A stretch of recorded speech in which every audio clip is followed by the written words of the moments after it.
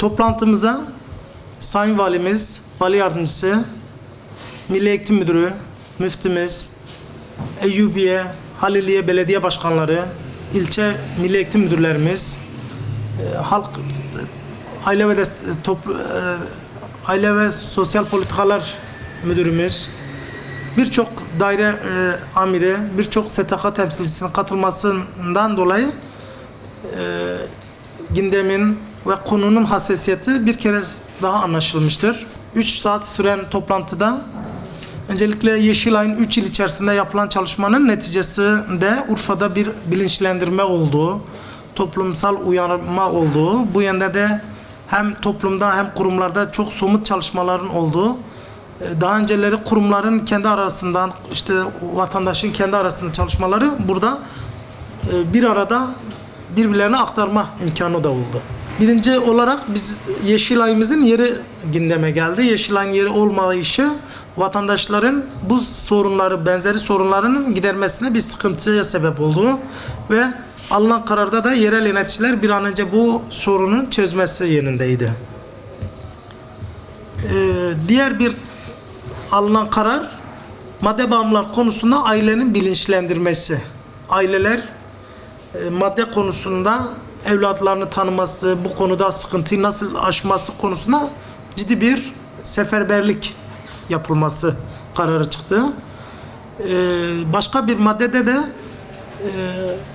yapılan çalışmalar somut olarak aktarıldı. Özellikle Sayın Valimizin daha önce almış olduğu kararlar tekrarlandı. Okulların kameralandırılması ve okulların polis tarafından gözetilmesi, ışıklandırma sisteminden sonra internet kafelerin denetlenmesi gibi çalışmalar tekrar bir gözden geçirildi. Yapılan çalışmalar kamuoyuyla orada paylaşılmış oldu.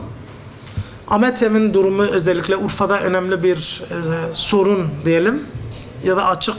Ametem'in bir an önce hayata geçmesine yönelik alınan kararlar, gelinen netice aktarıldı ve önümüzdeki günlerde Ametem'in temeli atılacak yönünde bir görüş ortaya çıktı. Kurumların çalışmalarında, özellikle stratejik çalışmalarında bilimsel çalışma yöntemlerinin dışında İslami ya da imani çalışmaların da göz önünde bulundurularak hazırlanmasına yönelik bir düşünce ortaya çıkmıştı. Avrupa'nın yerinde İslam modeli, yani iman, Allah sevgisi ve korkusunun da gençlere aşılması yönünde bir karar çıkmıştı.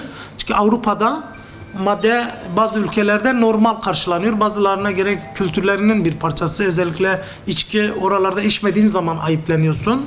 O da alkolik bağımlılığı sebep oluyor. Fakat onun için Avrupa yöntemlerinin dışında bizim İslam yöntemleri, Anadolu'daki yöntemlerin üzerinde ağırlıklı durmamız gerektiği düşüncesi çıktı. Önleyici tedbirler üzerinde durdu. Önleyici tedbirlerden internet kafeler, internet siteleri denetlenmesi, takviye alınması yönünde bir çalışma çıktı.